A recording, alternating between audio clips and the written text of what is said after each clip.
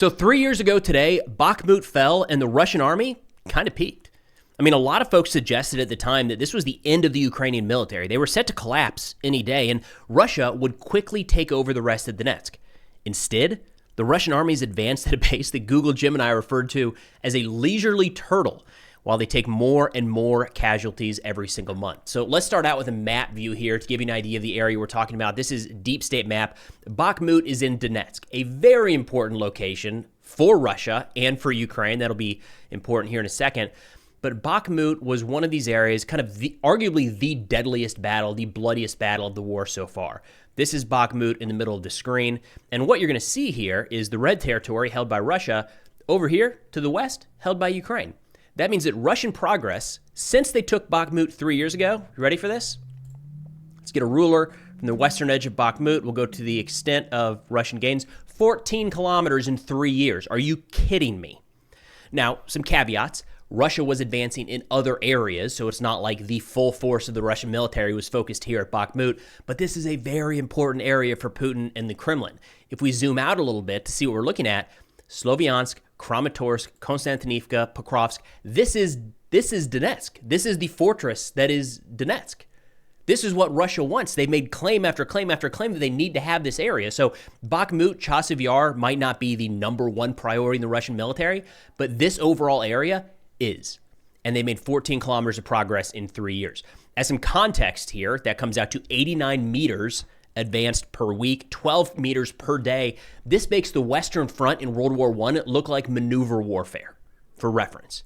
Now, I actually plugged this into Google Gemini, so AI, and just said like, hey, give me some stats. What does this mean? This distance over this period of time, what does that mean per day, per hour, all that stuff? And it came back and it said, oh, interesting exercise. It looks like you're measuring the pace of a leisurely turtle. Not even a turtle, a leisurely one at that. And Russia's still fighting, I should mention. It's not like they just stopped. They've got a significant fight on their hands in Chasiv Yar right here. In fact, let's zoom into that real quick to give you an idea. Earlier this week, Russian media Rybar said the fight here is still very much ongoing. Last week, they said the situation is difficult. The enemy is building up forces in Chasiv Yar, 14 kilometers less, actually, less than 14 kilometers from this major victory achieved by Russia 3 years ago. On Monday, Rybar said Russian units are attacking at Nikolaivka with the goal of cutting off supplies to enemy forces in the southwestern districts of Chasiv Yar. This is a focus area right now. They are still fighting, slogging through Donetsk. Now, war is dynamic, and the rate of advance constantly varies over time, so this is not a good one-to-one. But to give you an idea, should Russia continue at this same pace that they've moved from Bakhmut to Chasiv Yar and continue that to the west, we got to zoom quite a ways out here. It would take them 120 years at this pace to reach Kyiv. What are we doing? Like, shockingly little progress, and the casualties are mounting as they do this. Now, what you're going to hear people say, because I've already seen this over on X and other platforms, we've talked about this today, is people say, hey, Russia's not fighting a war of conquest. They're not trying to take over territory. This isn't about taking Ukrainian land. Well, the Kremlin and the Russian Ministry of Defense and the Russian Foreign Ministry and the Russian mill bloggers all disagree. So when we look at this area here, Donetsk is very important. So a little easier to see on this map, I think. So if we zoom out a little bit, the Donbas is this area here, Luhansk and Donetsk. Almost all of Luhansk, something like 98, 99%, is currently held by Russian forces. It's like 80% of Donetsk on or about, might be in the 70s. And this area here that is held by Ukraine is some of the most heavily fortified terrain in the entire country. You've got, see if this rings a bell, Pokrovsk, Konstantinivka, Chasiv Yar, Sloviansk, Kramatorsk. Like, Russia is suffering staggering losses trying to take this area, and this is the focus of Russian mediation efforts as of late. If you go back to the June 2024, or just earlier this month, actually, let's start there. Lavrov said that Ukraine withdrawing from the Donbas was a precondition to even have talks. Like, Russia has not been able to take this over land. They've not been able to take this with military force. So it is a demand of theirs that Ukraine leaves the Donbas before they even sit down and talk. Back in June 2024, during a round of peace talks, Russia said Ukrainian troops must be completely withdrawn from the Donetsk and Luhansk People's Republics, as well as Kherson and Zaporizhia. As soon as Kyiv declares it is ready for such a decision and begins a real withdrawal of troops from these regions, an order to cease fire and begin negotiations will follow immediately from our side.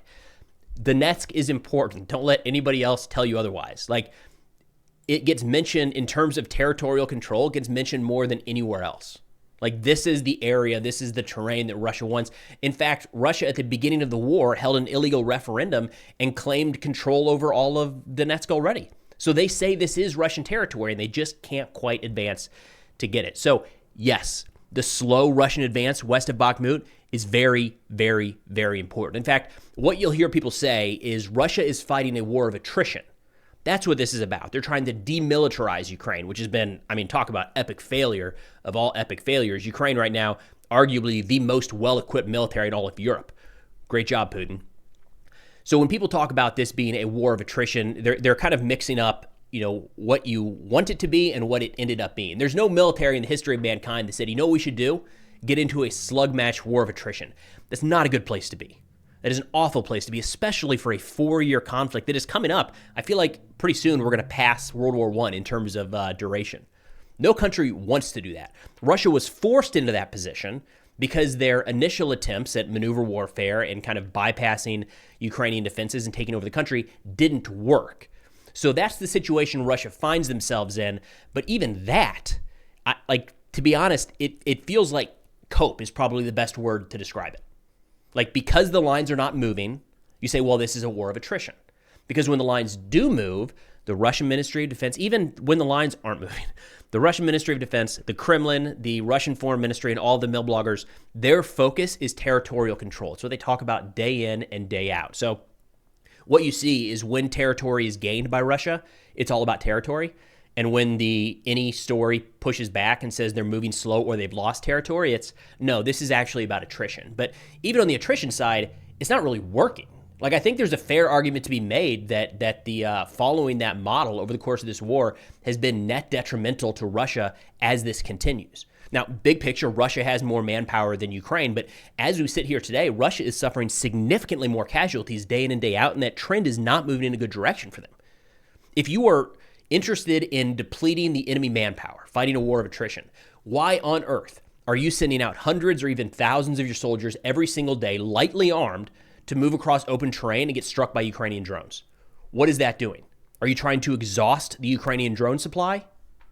That is not attrition warfare. That is people trying to take territory at a very heavy cost. You're watching it every single day. Now, the Battle of Bakhmut was, by almost all accounts, the deadliest, bloodiest battle of the war so far. When we look at the casualty figures there, it's still not entirely known, so take all of this with a grain of salt. On the Russian side, so looking at Russian casualties, the United States assessed that Russia suffered 100,000 casualties during the Battle of Bakhmut, with 20,000 of those being killed in action. So casualty, of course, refers to killed, wounded, captured, and missing.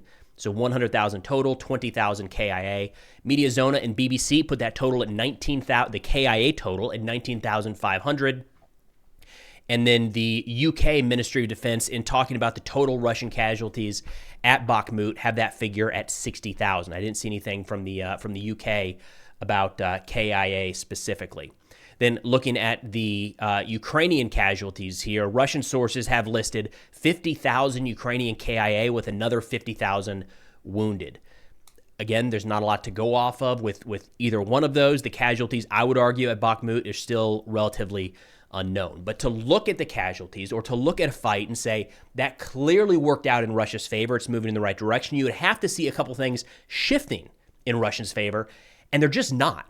I mean, we've seen Ukraine take more territory than they've lost in the last 2 months. Now, that's an anomaly, right? That's not been consistent since the fall of Bakhmut, but it also shows that the Ukrainian military is so far from capitulating. 3 years after the fall of Bakhmut, they are taking more territory than Russia. So the Ukrainian military is not gone. We're seeing more and more deep strikes inside of Russia on a regular basis. There's been no notable gains by the Russian military since Bakhmut. We'll get into some details here in a second. And the loss rate, also more details here momentarily, appears to be getting worse for Russia. So they're moving slower, taking less, suffering more losses, and and getting hit further and further inside of Russian territory. It's hard to look at all of that and say, yeah, well, right direction, if you're Russia at least.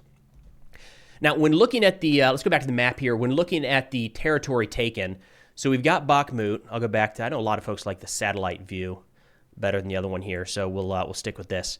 So when looking at Bakhmut, this was a city pre-war population 70,000. It was taken 3 years ago today, May 20th, 2023. Since then, Russia has not taken a city that size or larger. Sit on that for a second. So when you go into 2023, Marinka was taken a little further south here. That was a city of about 9,000 all the way down here. So Marinka, there's nothing left of Marinka. Avdiivka, a little further to the north here, that fell in 2024, 32,000 pre-war population. Pokrovsk is kind of the closest right now. Got to move up a little bit north. Pokrovsk, population of 60,000 pre-war. So like 3 years, Russia is not taking larger territory. They're taking smaller towns when they do advance. And the estimated daily losses have spiked as well. Looking at a couple different sources here, we have, I think this is based off Media Zona, they had an estimated 400 Russian soldiers killed per day back in May 2023 when Bakhmut fell. Now we're looking at 3,400 per day. Like almost a 10x increase in the casualties that Russia is suffering day in and day out. I think it's worth, pulling up some Russian responses here. How do they feel about how things are going? So Alex Parker returns, a Russian mill blogger here, talking about the Battle of Bakhmut, saying we need to remember the fallen that were there that day. He said, quote, "This was followed by an invasion of Kursk, where we had to ask North Korea to drive out the occupiers, a defeat in Syria, fake victory reports about the liberation of Kupiansk, and the endless assault on Malaya Tamchaka. Russia's best assault army was destroyed. The result is right outside our window." Malaya Tamchaka is an area in Zaporizhia that Russia has taken or been on the verge of taking for years now, and it's like a small town, like a strip of houses. So it's kind of a meme inside of Russia that they're always on the verge of taking it. That's what he's saying. It's we're doing these endless assaults on small towns now. That's the focus. And when he says the result is right outside our window, he's talking about the Ukrainian drones that are constantly impacting all across Russia. A couple days ago, so many of them striking in Moscow. Rybar, talking about this, said, quote, "Bakhmut became the last major battle conducted in the traditional manner, with full-fledged assault groups, building captures, and basement clearing operations. After that, the war changed relentlessly, but the contribution made at that time allowed us to tip the scales in the favor of the Russian army and provided opportunities for further advances across different sectors of the front." I've seen a couple different Russian accounts talk to that, say, well, this was really needed to build up the Russian military and use them elsewhere. Again, maybe, and it might have bought them time. I think you're really stretching to find the value that Bakhmut provided the Russian military. Again, they have made progress in a number of areas along the front, but minimal. Just not a lot of territorial gains, and it's coming at a steeper and steeper cost. So I think what you're finding today is some Russians having to look at this massive sacrifice that was Bakhmut, sacrifice in terms of men and equipment, and having to say, it was worth it because. And they're kind of lining up answers after the fact, rather than, it's a direct result, or even the desire from that operation. Now it's looking back well, maybe this did it.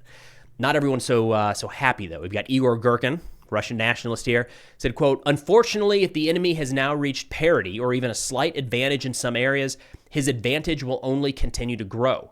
This is what a properly chosen strategy means, and it is what having brains, even in the enemy's heads, means. Unfortunately, I can't say the same about the heads of our leaders." So again, if we go back 3.5 years at this point, right in the middle of the Battle of Bakhmut, there was a lot of debate about whether or not Zelensky and the Ukrainian leadership should have continued pushing forces in to hold that city and turn it into the meat grinder that it was. No doubt, lots and lots and lots of Russians and Ukrainians lost their lives, and a lot more were wounded during that fight. But as we sit here 3 years later, it's very hard to say that kind of the worst case or best case, depending on which way you're looking at this, played out. The Ukrainian army did not collapse. This was not the end of Ukraine's ability to defend, and this didn't mark some, new open road for Russia to clearly advance into the rest of Donetsk. I think in a lot of ways, if you look back, Prigozhin holding that flag in Bakhmut before his little failed mutiny and all that very well might mark the high point of the Russian military during the war in Ukraine. Now, we'll let the Russian mill bloggers argue back and forth about how 14-kilometer advance over 3 years is good and the casualties don't really matter, and this is actually a sign of Russian dominance. What we're going to do instead is help support the guys that are in the fight right now and have been holding the line incredibly well over the course of this war. So we've teamed up with Car for Ukraine, worked with them before. We're halfway through a campaign right now, 430,000 euro goal, which is insane, like $500,000 US, and we're more than halfway there. So we've already got 125,000 raised from the winter campaign, 108,000 raised from the spring campaign. We're picking up 35 vehicles for the 104th Territorial Defense Brigade. And whether you can contribute or not, check out the link in the bio and then in the pinned comment. They have a video there for you guys. This isn't for me. This is like to show you all who they are, what they're about, and what they use these vehicles for. In fact, I'll play a little clip here showing some of these guys trying to evacuate some of their soldiers from the front. The vehicles are needed, and that's what we're helping them pick up. So for those interested and able, you can contribute to this campaign at the link in the description below. Pick up some patches, some unique ones made just for this campaign. We also have a merch store. We've teamed up with Car for Ukraine to put together a shirt design. Well, it's their design. We're hosting it in our merch store, and then 100% of the profits go to Car for Ukraine. So pick up some patches, pick up a shirt, whatever it might be, and help out the guys that need our help right now. That's all we got for now. Thanks for watching, and I'll see y'all next time.